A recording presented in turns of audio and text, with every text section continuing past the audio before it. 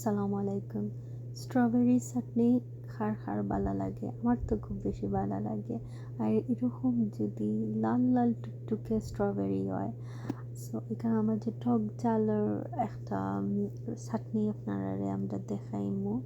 খুবই ইজি, এটা যে কোনো ওয়েদারও আপনারা খাইতে পারবা।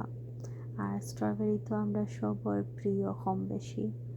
সো এটা আমরা পয়লা স্ট্রবেরি নিমু একটা নিয়া এগুলোর পাতার অংশ আমরা কাটিয়া ফালাই দিমু। আর এগুলো ছোটো ছোটো স্লাইস করিয়া আমরা কাটিমু। এখন আপনার পছন্দ অনুযায়ী কাটতে পারবা, এখানে মাঝে কোনো প্রবলেম নাই। সো আপনারা দেখতে পাররা আমরা স্লাইস করে করে কাটলাম। এরকম করে বাকি স্ট্রবেরি আমরা কাটি লিমু।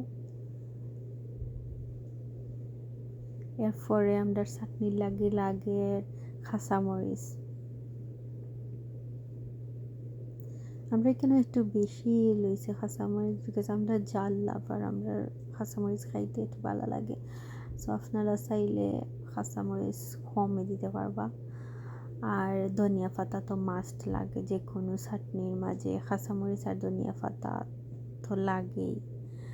সো আমরা এখানেও দেখতে পারা শেষ হয়ে গেছে কাটা। এখানেও আমরা বিট লবণ ইউজ করলাম। আপনারা চাইলে রেগুলার লবণও ইউজ করবা, বাট বিট লবণ দিলে মজা লাগে চাটনির মাঝে।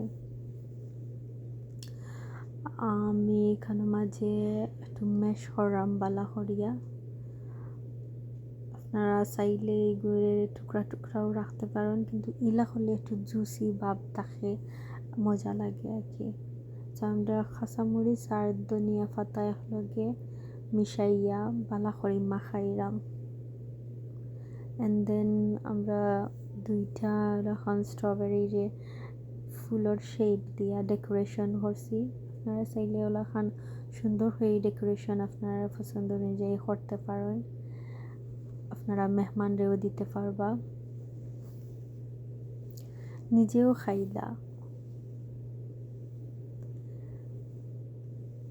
খুবই সহজ একটা রেসিপি আপনারা দেখাইলাম, ট্রাই করবা। আমরা সঙ্গে সঙ্গে শেষ হয়ে যায়। স্ট্রবেরি আইলেই আমরা চাটনি করে খাওয়া হয়, সঙ্গে সঙ্গে শেষ হয়ে যায়। ভালো থাকবা সবাই। আসসালামু আলাইকুম।